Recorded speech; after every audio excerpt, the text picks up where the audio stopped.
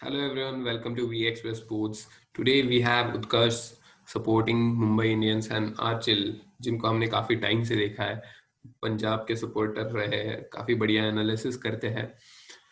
तो आज आर्चिल के साथ शुरुआत करते हैं। आर्चिल, आपको क्या लगता है जो टॉस का डिसीजन था वो सही था या गलत था?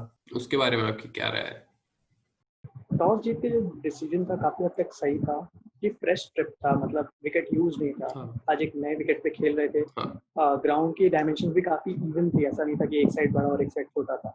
काफी उसके हिसाब से डिसीजन सही था क्योंकि मुंबई इंडियंस का जो बैटिंग लाइनअप है काफी स्ट्रॉन्ग है।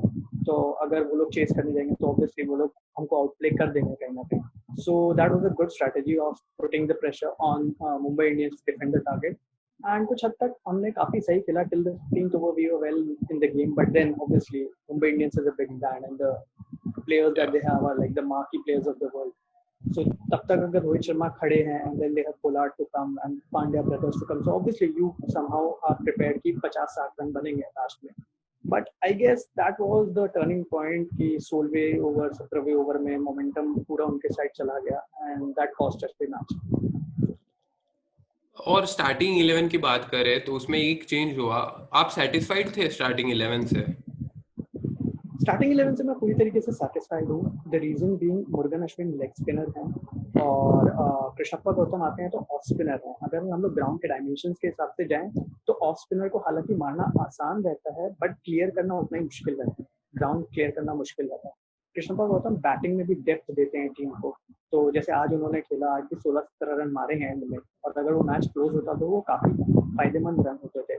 तो कृष्णप्पा गौतम एक अच्छा एसेट है टीम के पास। इट्स जस्ट दैट कि उनको पहले 2 मैचेस के बाद बिठाया गया, I mean just to increase the bowling depth, but आज बैटिंग डेप्थ के हिसाब से उनको वापस अंदर लग गया। So that was a good move, that was a planned move, and to some extent it did paid off. जैसे स्टार्टिंग 11 की बात करी, टॉस तो हार चुके थे Mumbai Indians, but starting 11 same था मुंबई इंडियंस का, उत्कर्ष। और we have seen this Mumbai side who is a strong favorite in this competition and they have competed well in this competition over the years. और जो स्टार्टिंग 11 है उसमें विनर्स है, बड़े है। और पिछले मैच में ऑलमोस्ट जो हारा हुआ गेम था वो लास्ट 5 ओवर्स में ऑलमोस्ट जिता दिया था। तो ये लास्ट 5 ओवर्स का जो मुंबई इंडियंस का एक ये है इम्पैक्ट है, ये आईपीएल में भी दिख रहा है हमें। और ये गेम में ही दिखा हमें लास्ट 5 ओवर्स में कैसे रन्स बनाए, किस तेजी से बनाए। और मतलब स्टार्टिंग 11 की तो बात मैं बाद में ही करूंगा क्योंकि स्टार्टिंग 11 तो सेम ही था। पर आपको आपका क्या विचार है इसके बारे में? रन ऑफ पेस बराबर हो रहा है या एंड में काफी प्रेशर बढ़ रहा है मिडिल ऑर्डर पे? मुझे लग रहा है कि जैसे ये शुरू में बैटिंग करते हैं, चाहे ये पहले बैटिंग करें चाहे ये पहले बॉलिंग करें, इनके साथ सबसे बड़ी दिक्कत अभी ये आ रही है, इनका ओपनिंग जो पेयर है वो कहीं ना कहीं अभी फ्लॉप है। फ्लॉप इसलिए भी कहेंगे क्योंकि कहीं एक बल्लेबाज चलता है, किसी दिन दूसरे बल्लेबाज चलता है। अभी अगर आप रोहित को देखें, पिछले मैच में वो आउट हो गए, उसके बाद डिकॉक कुछ देर तक चले और एक रन बनाकर कुछ XYZ रन बनाया, उन्होंने आउट हो गया। अब दिक्कत कहाँ आ रही है कि इनकी ओपनिंग जो है वो एक स्टार्ट नहीं दे पाती 6 ओवर तक। जब आपका ओपनिंग ही शुरू में गड़बड़ हो जाएगा तो आप 6 ओवर जो एक आपको पावर प्ले मिलता है एक हिट करने का, क्योंकि आपके पास वो फ्रीडम है कि आप एक 6 ओवर तक आप एक 70 से 80 रन भी कर सकते हो, क्योंकि आप पास रोहित शर्मा जैसा हिटमैन है, प्लस हाँ, आपके पास डिकॉक जैसा बल्लेबाज है जो लंबी हिट लगा सकता है। पर हाँ, आप कहीं ना कहीं यहाँ पे चूक रहे हो कि आपको एक रणनीति अब बनानी होगी, क्योंकि आप पिछले अब इनके 4 मैच पूरे हो गए आज से। अब इन्होंने 2 जीते 2 हारे। अब इनके पास ये रणनीति होनी चाहिए कि जब ये अगले मैच में उतरे तो इनके पास सबसे पहले होना चाहिए कि इनका ओपनिंग पेयर फर्स्ट 6 ओवर्स कितना बेहतर करेगा। पहले सबसे पहले रणनीति आप इस पे बनाओ, क्योंकि आप हमेशा मिडिल ऑर्डर पे विश्वास नहीं कर सकते। ठीक है, 2 मैच से ये 5 ओवर में उन्होंने सुपर ओवर करा दिया, क्योंकि वो एक तरह से हारा मैच था बैंगलोर से, वो हम कहीं नहीं जीत रहे थे एक समय पे। और फिर वो लास्ट 5 ओवर एक मिरेकल होता है जिसमें पांड्या ने इतना बढ़िया खेल दिखाया। और फिर उसके बाद आज जो पांड्या का खेल था उसके बाद पोलार्ड, माफ कीजिएगा, पोलार्ड जो पिछले बार में 53 रन उन्होंने स्कोर किए थे, उसके बाद आज उन्होंने 47 स्कोर किया। कहीं ना कहीं आप एक बार प्रेशर डाल रहे हो, ये कहीं ना कहीं बिखरेंगे, क्योंकि आप ऐसा कंसिस्टेंट नहीं ले सकते हो कि पिछले मैच में उन्होंने 5 ओवर में ठीक है 89-90 कर देंगे, चलो ऐसा करो 15 ओवर तक 100 जाने दो, उसके बाद तो ये 90-100 कर ही देते हैं, तो 200 तो छू ही जाएगा। ये स्ट्रेटेजी लेके आपको काम नहीं करना। आपको स्ट्रेटेजी ये लेके चलनी होगी कि फर्स्ट 6 ओवर्स हमारा प्लान क्या है। एक ओपनिंग हम जब पेयर अच्छा देते हैं तो बाद के स्टार्ट के लिए आप इंडिया का ही देख लो, मुंबई इंडियंस की बात नहीं है, इंडिया का भी देख लो। जब धवन और रोहित अच्छा स्टार्ट देते हैं तो कोहली के लिए उतना बेटर हो जाता है कि वो 100 कर सकता है 50 ओवर्स में। पर यहाँ पे 20 ओवर्स के गेम में आपके पास मौके नहीं है। आपको सोचना ही होगा कि फर्स्ट 6 ओवर्स हम अच्छा खेलें, अच्छे रन बनाएं, उसके बाद हम जो लास्ट 5 ओवर्स है वो तो हिट एंड रन है। मतलब अगर आप मारना ही मारना है, आपके पास विकेट रहे चाहे ना रहे, क्योंकि आपको रन स्कोर करना है नहीं हाउ।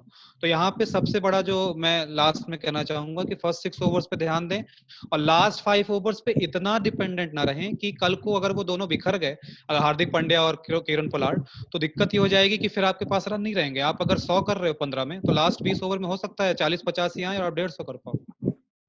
हाँ, जैसे उत्कर्ष ने कहा, ओपनिंग पैर क्लिक नहीं कर रहा है, पर पंजाब के साथ वो उल्टा रहा है, और पंजाब के जो ओपनिंग पैर रहे हैं उन पे काफी मैच डिपेंडेंट रहता है। आर्चिल, आपको क्या लगता है कि कुछ ज्यादा ही डिपेंडेंट है वो ओपनिंग पैर पे पंजाब?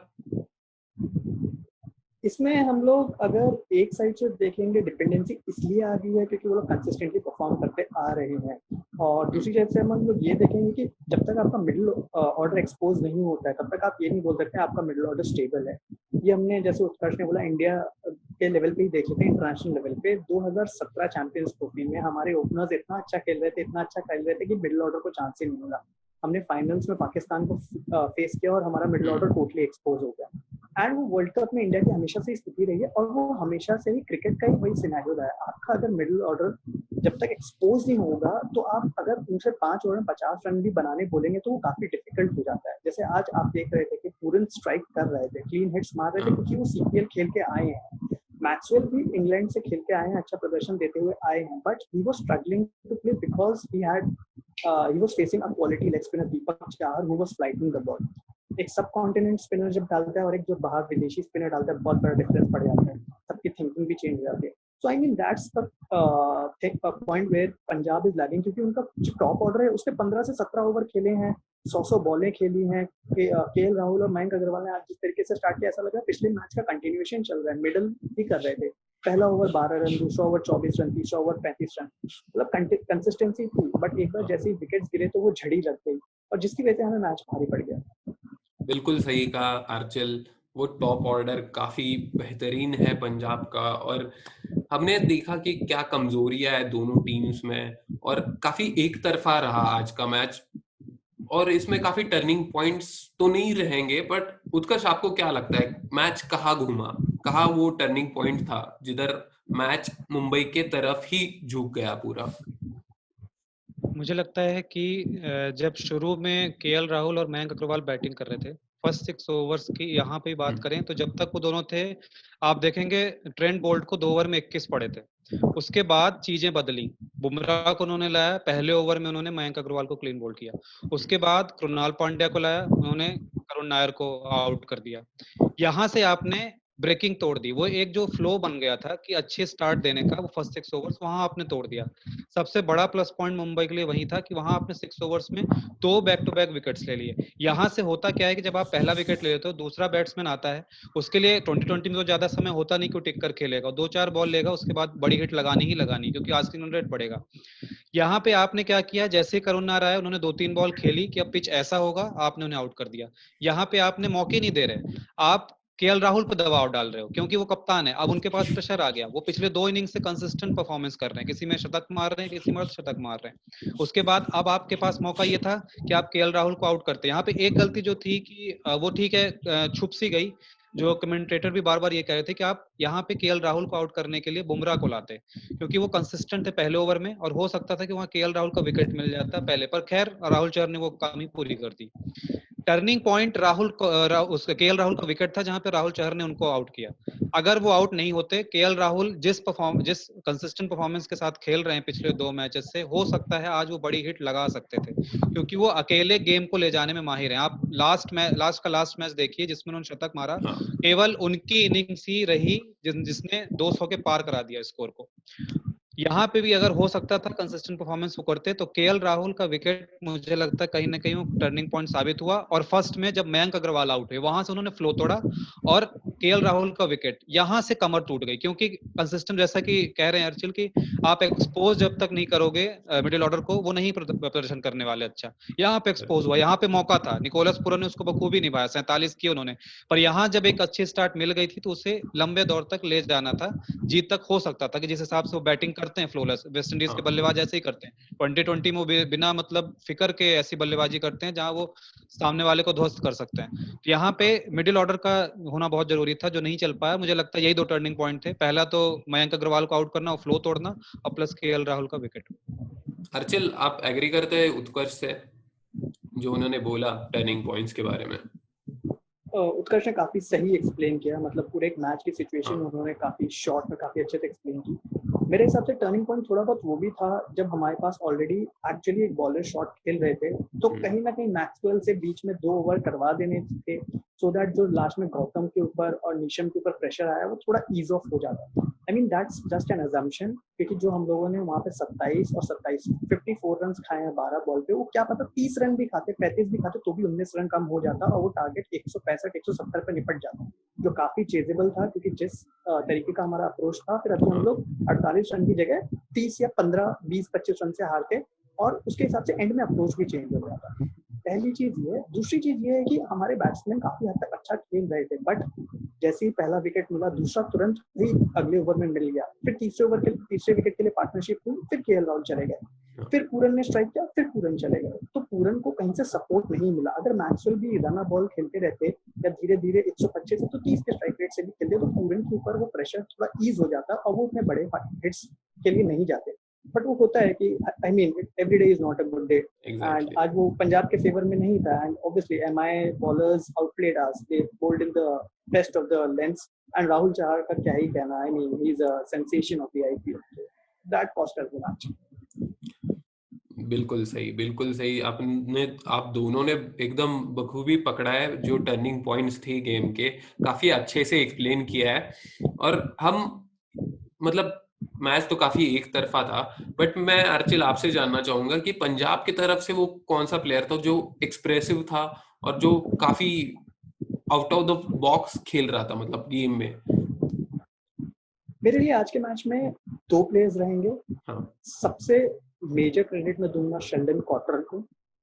क्रिकेट का बेसिक्स है, आप अगर अपनी गलती से सीख के दूसरे मैच में वापस आते हैं तो ही आप एक बड़े खिलाड़ी माने जाते हैं। Sheldon Cottrell is a very big player, he has learned from his mistakes. उन्होंने अपनी एनालिसिस को बहुत अच्छे से रीड किया कि उन्होंने कहाँ पे गलती की, और उसको इस मैच में बिल्कुल नहीं दोहराया। नए बॉल से जो उन्होंने सीन की, I mean that was ट्रेमेंडस। De Kock को जो बोल्ड मारा, that was an unplayable delivery. 4th over जब ईशान किशन स्लॉक करना चाह रहे थे तो भी उन्होंने उनको चांस नहीं दिया। रोहित शर्मा की आंखें बैठ चुकी थी, उसके बाद भी वो उन्होंने मार नहीं पाए। 4 ओवर 18 रन, और पिछले मैच में 1 ओवर में 30 रन। सबने उनको विलेन बोला, but this is what you are capable of. He actually showed what a true player is made of. Second thing is Nicholas Pooran, obviously काफी अच्छा इंटेंट था, पॉजिटिव इंटेंट था, although the asking run rate was at 12 to 13 runs पर over. जिस तरीके से उन्होंने राहुल चहर को 1 ओवर में 2 छक्के मारे, कृणाल पांड्या को भी ऑफ साइड में आके लेग साइड की लंबी बाउंड्री पे 94 मीटर्स का छक्का मारा, दैट वाज एफर्टलेस। मेरे हिसाब से दोनों ने काफी अच्छा पॉजिटिव अप्रोच दिखाया towards a target that was like at one time not attainable at all. But yeah, I mean these two are good players and they can make a team get win in the future. अर्चिल, आपने Sheldon Cottrell की बात की, बहुत बढ़िया। जो champion player रहते हैं वो ऐसे ही मौके पे हमें दिखते हैं, जो कमबैक करते हैं, जिनका कॉन्फिडेंस खराब परफॉर्मेंस से कम नहीं होता है, वो और एक्सप्रेस करना चाहते हैं, तो वो पंजाब की तरफ से डेफिनेटली एक एक्सप्रेसिव प्लेयर रहे हैं। और उत्कर्ष, मैं आपसे जानना चाहूंगा, एक तरह डोमिनेट ही किया मुंबई ने ये गेम। मुंबई की तरफ से कौन सा ऐसा प्लेयर था जो स्टैंड आउट कर गया वो डोमिनेशन में ही? मुझे लगता है कि आज की जो इसका श्रेय है मैं देना चाहूंगा रोहित शर्मा को। क्यों देना चाहूंगा? क्योंकि 0 पे आउट किया था डिकॉक को कॉटरेल ने। वहां से आप आपने कोशिश की कि आप पार्टनरशिप आपने एक बार फिर से तोड़ दी, आप सक्सेस रेट पे आ गए कि आपने तोड़ दिया। मुझे विलन बोल रहे थे, मैंने 30 रन दिए थे तेवतिया को, आज मैंने विकेट ले लिया। यहाँ पे आपने अपनी अच्छी शुरुआत को फिर से वापस पटरी पर लाया क्वार्टर ने। अब यहाँ पे रोहित शर्मा ने उस चीज को भुनाया कि हमें अब किस तरह से इसको टैकल करना है, क्योंकि अगर आप मुंबई इंडियंस की बैटिंग देखेंगे तो उसमें आपको की प्लेयर्स में स्टार, पोलार्ड और पंड्या ही दिख रहे हैं, क्योंकि डिकॉक नहीं है, सूर्य कुमार यादव कंसिस्टेंट नहीं है। तो मुझे लगता है कि रोहित शर्मा सबसे पहले तो बैटिंग में। बॉलिंग में मैं कहूंगा कि राहुल चहर, क्योंकि राहुल चहर को इसलिए क्योंकि बुमराह कंसिस्टेंट है। आप पिछले मैच में भी देखें तो उनका परफॉर्मेंस बिल्कुल सेम रहता है। कहीं ना कहीं वो कभी कभी रन दे देते हैं, पर वो जो बॉलर है वो आउटस्टैंडिंग है। राहुल चहर को मैं इसलिए बॉलिंग में रखूंगा क्योंकि पिछले कुछ मैचेस से राहुल चहर इतना खुल के सामने नहीं आया जब विकेट लेने की बात आती है। पर आज जिस तरह से उन्होंने बॉलिंग की, 192 डिफेंड करना, जब आपके पास राहुल हो, आपके पास मयंक अग्रवाल हो, आपके पास लास्ट में मैक्सवेल हो, पूरन जैसे बल्लेबाज हो जो बड़ी हिट्स मार सकते हैं, और मारी आज निकोलस ने। पर जिस तरह से उन्होंने विकेट निकाली, और जो वो एक रहता है ना कि जो कुलदीप यादव और चहल करा करते थे बीच में क्विक विकेट्स निकालकर और पार्टनरशिप को तोड़ना, वो फ्लो तोड़ना, वो राहुल चहर ने आज किया। उन्होंने पहले तो आउट किए, 2 विकेट निकाले, वो 2 विकेट जब उन्होंने निकाल लिए तो वहां से एक फ्लो टूट गया। अब वो चेस करने की जो एक टारगेट था, वो निकोलस पूरन को एक तो साथ नहीं मिला, बिल्कुल अर्चिल ने सही कहा।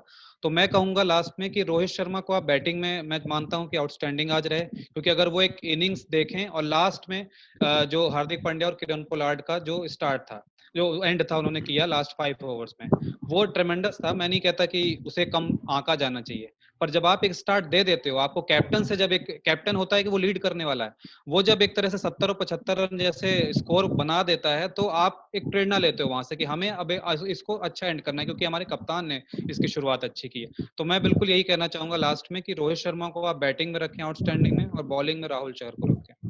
बढ़िया बढ़िया एनालिसिस किया उत्कर्ष ने। एक्सप्रेसिव प्लेयर्स दो हमें दिए, Rohit Sharma obviously captain leading from the front, और Rahul Chahar clinical in the bowling department. तो ये था हमारे आज के मैच का post match analysis. Thank you Utkarsh, thank you Archil हमारे साथ जुड़ने के लिए, और थैंक यू दर्शक हमारे साथ जुड़ने के लिए। सब्सक्राइब करो वी एक्सप्रेस स्पोर्ट्स को, और फॉलो भी कर लो इंस्टाग्राम पे, ज्यादा टाइम नहीं लगता। चलो, थैंक यू।